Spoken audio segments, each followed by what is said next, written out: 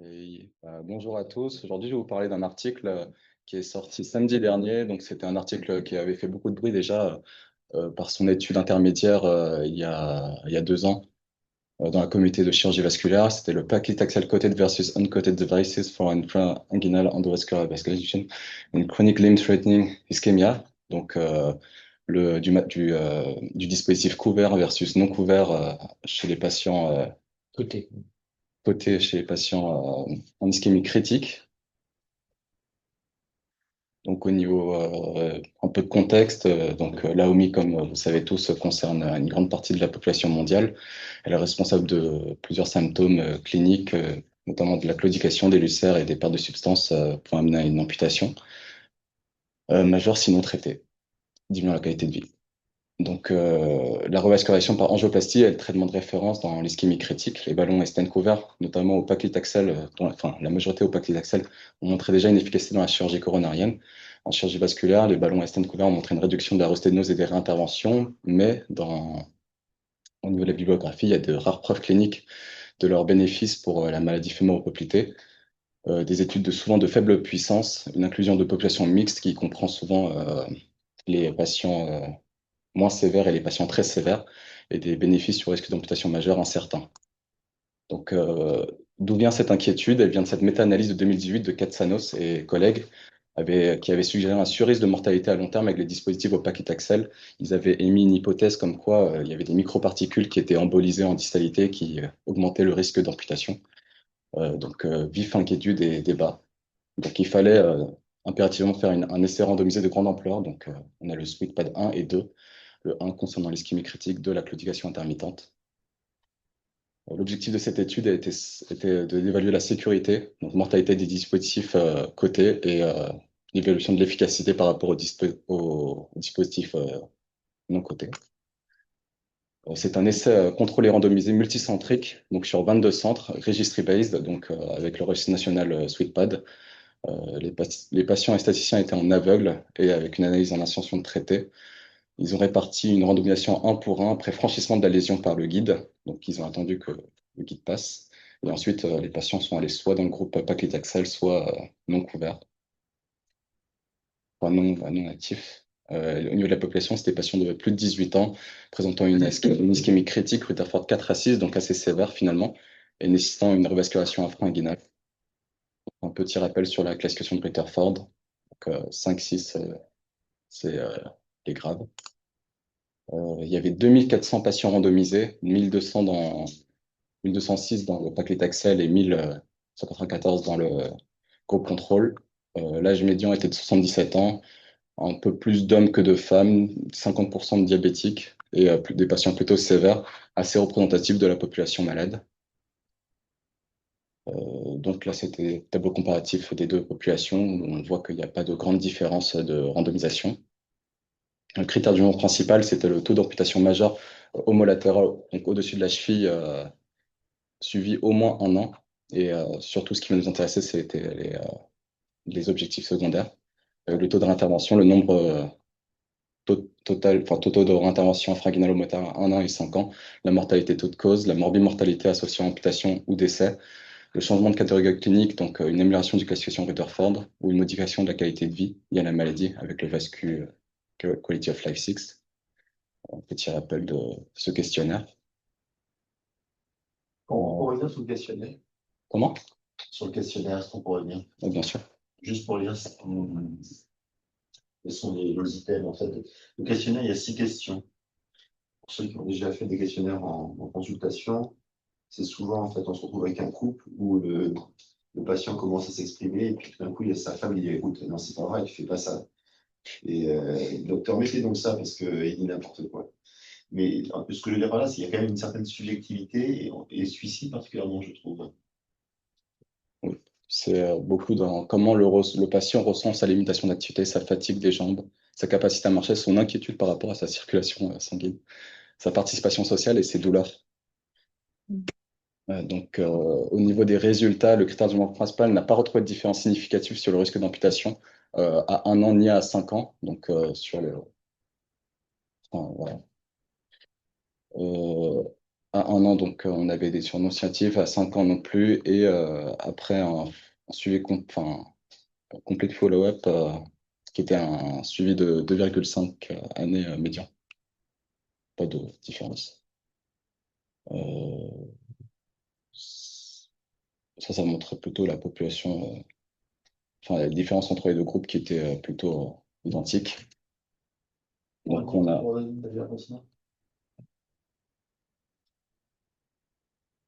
Il n'y a pas de diabète, par exemple, là. ah oui, ils ont pas mis, bah, ici, c'est 5% de diabétiques, mais ils n'ont pas montré, voilà. Ah si, très partie diabétique. Yes. Non, la 60. Ah oui, pardon. Oui, ok. Très bien. Pour le diabète, ça ne bouge pas. Mm. Ensuite, on pouvait parler des critères de jugement secondaire. Au niveau de la mortalité, on n'avait pas non plus de différence. Au niveau de l'amputation homolatérale ou du décès, on n'avait pas de différence non plus. Par contre, ce qui est intéressant, c'est que au niveau du risque de enfin réintervention par voie endovasculaire ou chirurgie ouverte, à 1 an, on a une différence significative, enfin, une tendance significative pour le groupe paclitaxel en faveur du groupe. Donc, pas de différence de mortalité dans toute cause. Le risque d'intervention, voilà, il y a une tendance favorable au dispositif couvert, enfin, côté.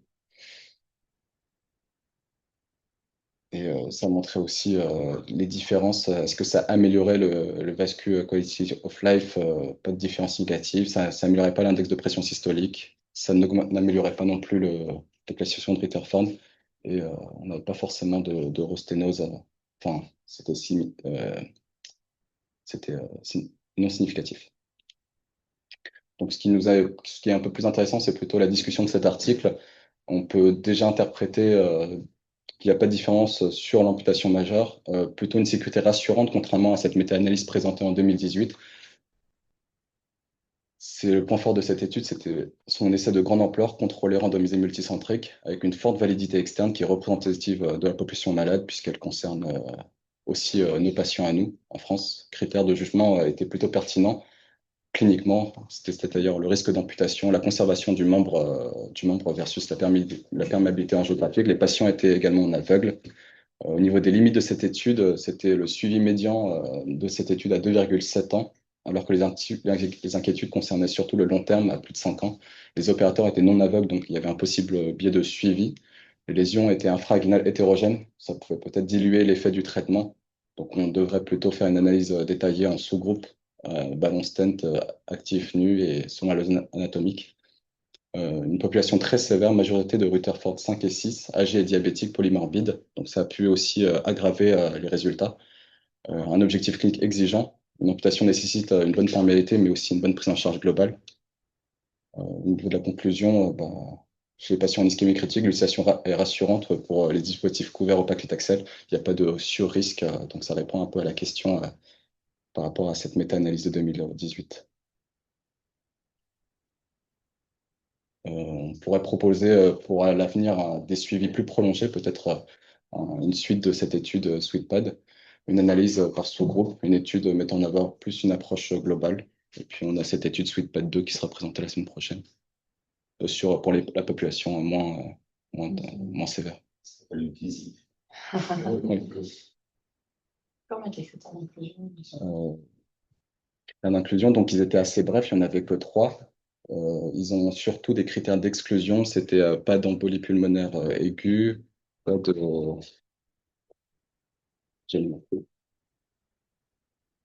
Pour les adjuvants. Non, c'était surtout les atteintes fémoropoplitées et en infra-inguinal. Je sais plus si procédure.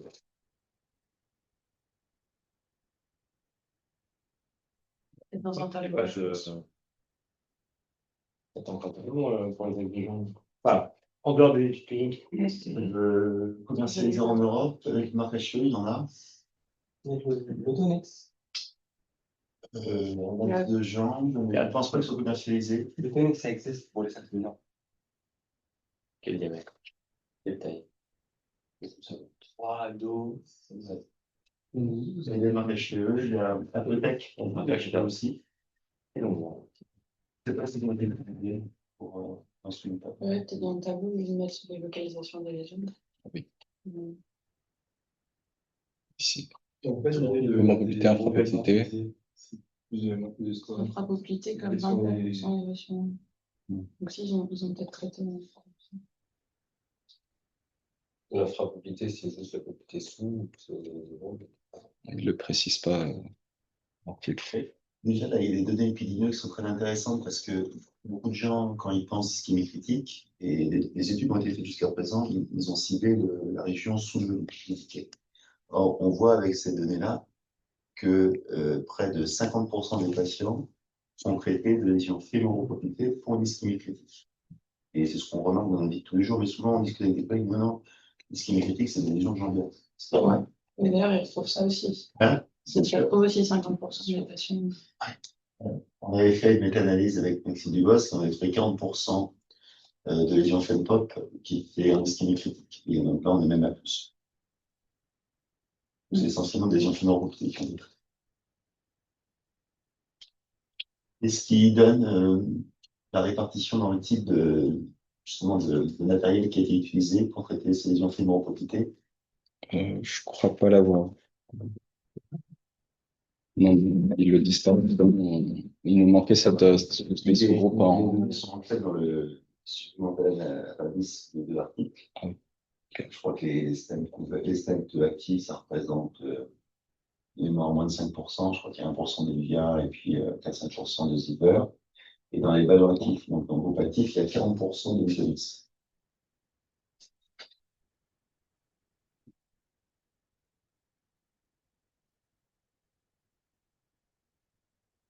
Et donc, Je pense que c'est pour c'est là-dessus qu'il va sur ces effets, il va sur l'idée du nombre de plus rembourser l'inventif.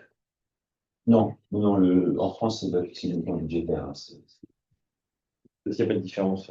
En fait, Actif, pas actif. l'hypothèse de cette sénodiversité pragmatique, l'hypothèse qu'ils ont faite, c'est qu'ils ont pris un groupe actif, un groupe pas actif, et ils disent que tu traites finalement des lésions fémoro-poplitées ou jambières, ça ne change pas, ou que tu utilises un stent actif ou un ballon actif pour des lésions longues, ça ne change pas. Or, il y a des données, notamment Export, ça qui montre très bien que sur les lésions longues complexes, il faut un stent actif. En fait, pour les chirurgiens, c'est exactement comme on disait, que tu fasses un comptage FEMPOP haut ou un comptage FEMPOP bas, de toute façon, tu as les mêmes résultats. D'accord?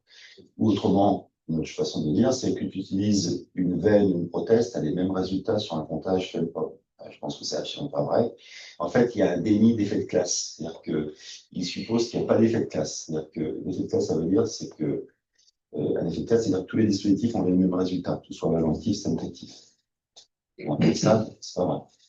Donc, Oui, mais là, il parle des stèmes actifs. Enfin, il y en a très peu de stèmes actifs.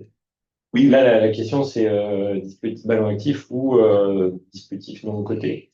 non, en fait, ils ont pris un groupe dispositif actif dans lequel ils ont utilisé tous les dispositifs qu'ils avaient l'habitude de prendre. Ouais. Et dans ce cas, c'est une majorité de ballons actifs, en fait. Oui, mais donc indirectement, est-ce qu'on peut dire que finalement, la plus-value du ballon actif, en termes d'arrêt technique, n'est pas majeure chez ces patients-là? Là-dessus, sur les données-là, on ne peut pas dire. Ils en parlent, hein, je pense, dans les comptes. Parce que le résultat montre qu'il n'y a pas de différence. Sur les patients, je sais que si tu as plein de gels, Par à la fin, tu n'as pas de différence entre les groupes sur. Enfin, les différents nombres de réintervention, ça, c'était significatif la réintervention. c'est ça qu'il n'y a pas de différence significative. Sur la réintervention, ça a un nom. Ah, sur l'attention, je sais pas. Non, mais sur le résultat final de la clinique, l'absence d'amputation et de. Ouais, mais c'est que l'amputation, c'est ce qu'on disait quand tu n'as pas mal de facteurs composants, quoi, ça dépend de la charge globale de ton malade. Ouais. Non, mais après, ça, c'est bon. C'est des données je sais pas si c'est de virel, c'est comme ça, mais globalement, c'est C'est des données du registre national suédois, donc il y avait finalement une des résultats. représentativité assez importante. Ils ont quand même randomisé. Ils ont quand même randomisé, mais il n'y avait que des données à 1 mois et à 1 an.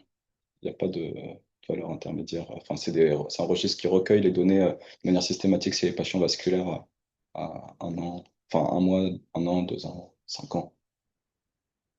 Ouais, c'est vrai que moi, ce que j'ai envie, enfin, ce que ça me fait retenir de prime abord, Pas c'est de forcément. me dire, ischémie critique, actif, pas actif, il n'y a pas de différence. En définition, on n'utilise pas SN. Sur les ballons, il n'y a pas de différence sur le résultat.